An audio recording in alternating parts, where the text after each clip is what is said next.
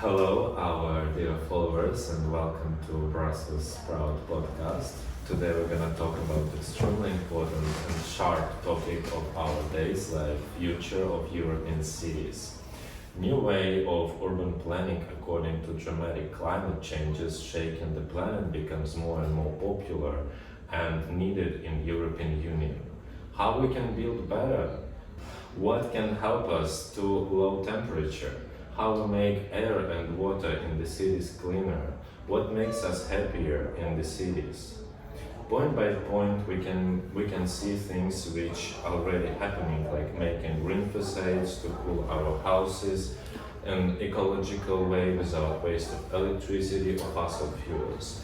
We start using less cars in the cities, making more pedestrian areas and bicycle-friendly environment. Public transportation becomes better ecological solution over personal gas-dependent cars.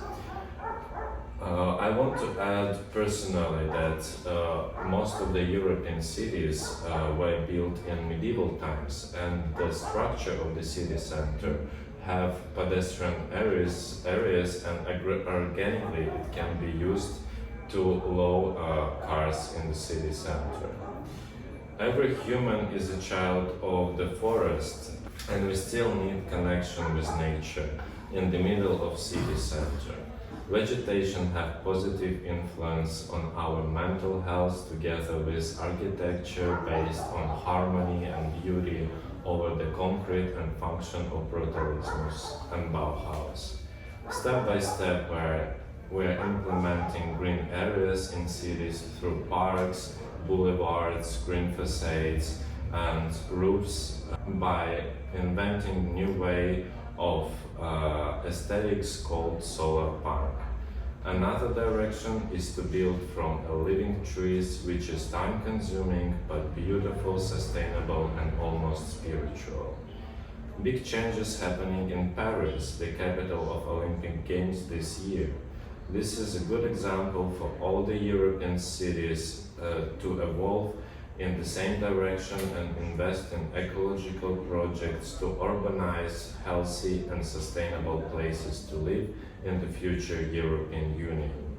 Altogether, we can make a step in the better world for Europe and planet itself. The Krakow Clean Transport Zone is an area where from July 1st, 2024, cars emitting the most pollutants will not be allowed to move.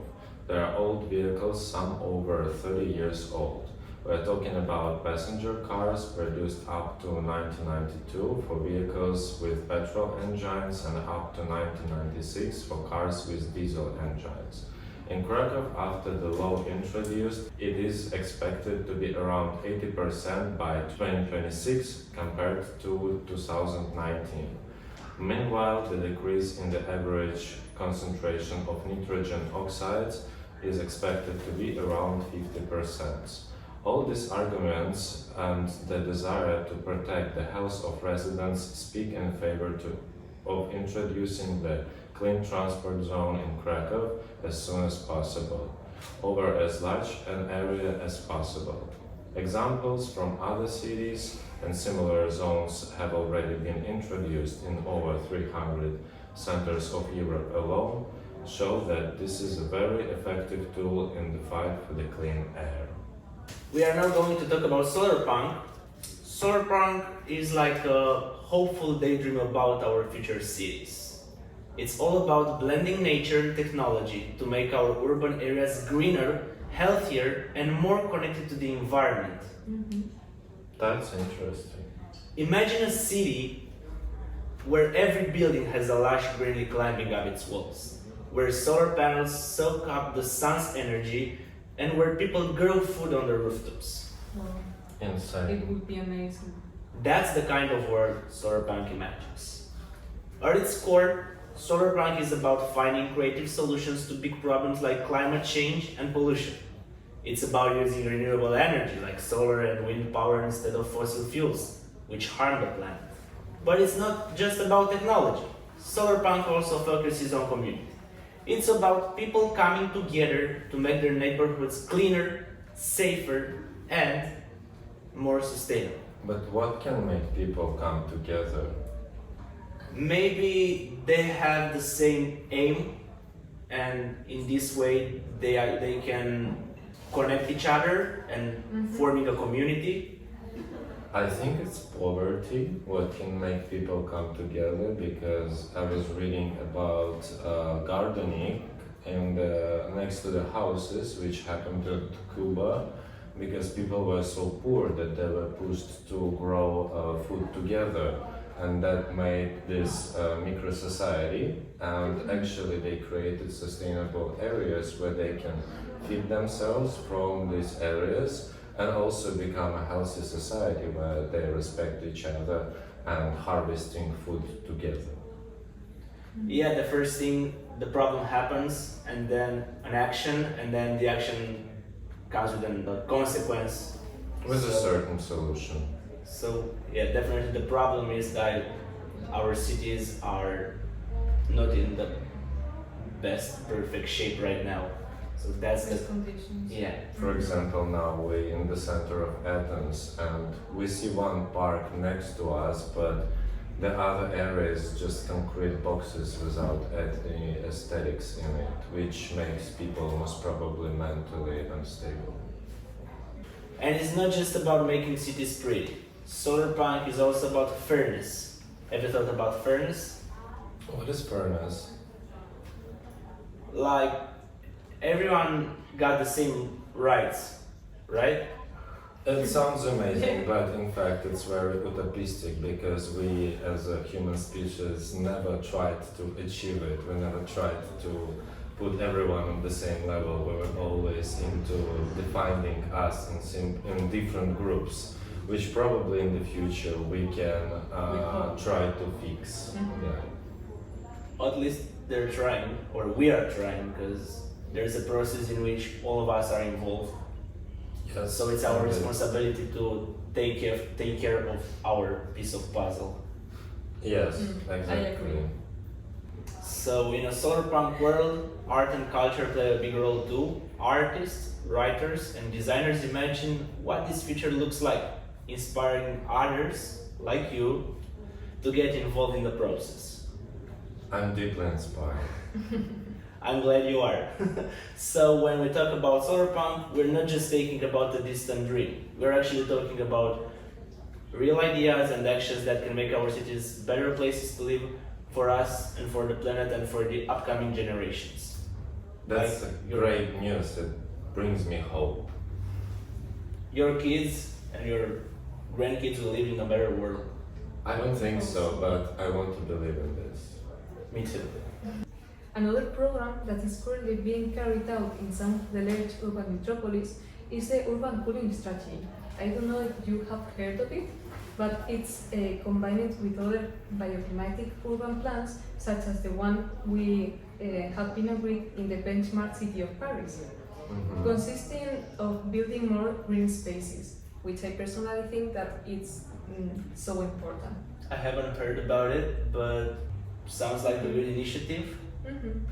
I lived it with my own eyes. I was in the center of Paris, and the first thing I noticed that it was really silent there, because less cars, and the only cars allowed in the center is electro cars. So they don't make that much sound, and the air is way cleaner. So this is something what already functioning, and I see people walking normally and seeing the street not separated into road and pedestrian area. It's just like one structure where you can feel free and you don't need to think about the danger in the middle of the street. So you can enjoy your time there. In fact, it has been proposed to reduce asphalt by 40% to lower also the temperatures due to the most intense heat waves foreseeable. You may have noticed that it's going to increase like 3 or even 4 degrees average temperature.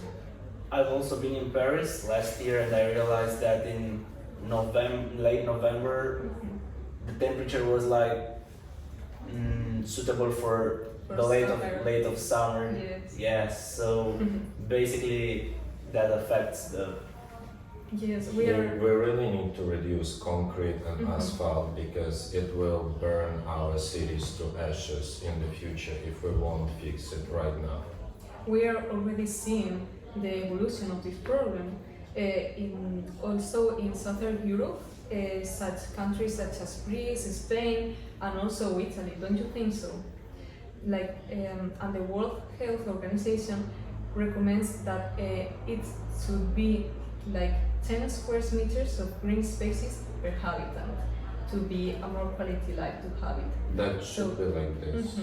So in bigger cities such as Paris, for example, there's a plan to become the European greenest metropolis by 2030, with measures such as urban forecast. I think 2030 is pretty optimistic because Yes, of we course. only have almost 6 years left, and I think things are not moving pretty fast right now. Yeah, we need more time.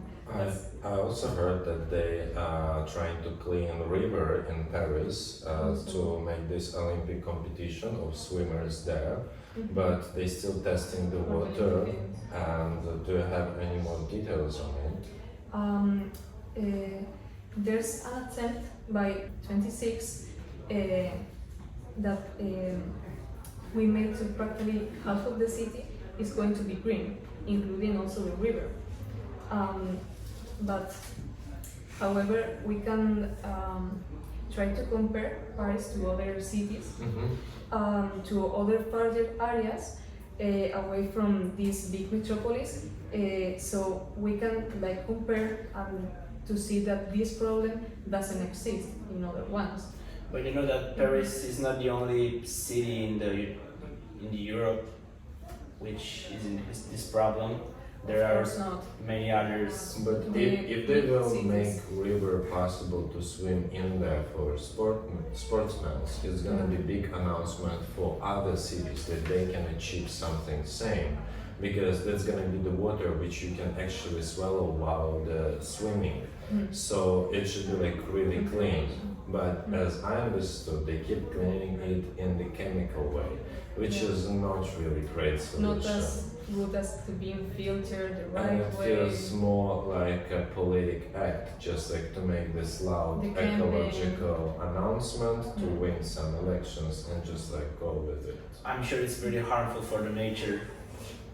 Don't know exactly. I think we will see consequences sooner or later. Maybe it's not that bad as the other things we're doing for nature. Only time can tell.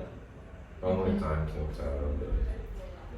We could try to see how other other territories are giving, trying to rest of these problems. For example, I can talk because it's the case of my province. I'm from Valencia, Castilla y León, Spain, and it's considered to be one of the greenest cities, with most green spaces in Spain. So we can have it as a reference to implement those strategies to larger metropolis. It would be great to look to these type of cities or smallest provinces such as mine to get the idea of the distribution and care for green spaces in cities and implement in a larger metropolis in order to improve their quality of life, for example. It feels that in the end of the day your hometown can teach a good lesson to such metropolis like Paris and other European big capitals. cities. Yeah, I think we need to have a proper look at the small cities which live in harmony with nature and not trying to corrupt it with massive industries and big residential areas. Let's, I guess, wrap it out on this positive note in hope for the better, bright, ecological, sustainable and green future, not only for European Union, but let's make European Union a good beginning and a good example for the rest of the world to save our planet and keep it being beautiful, green, blue for us.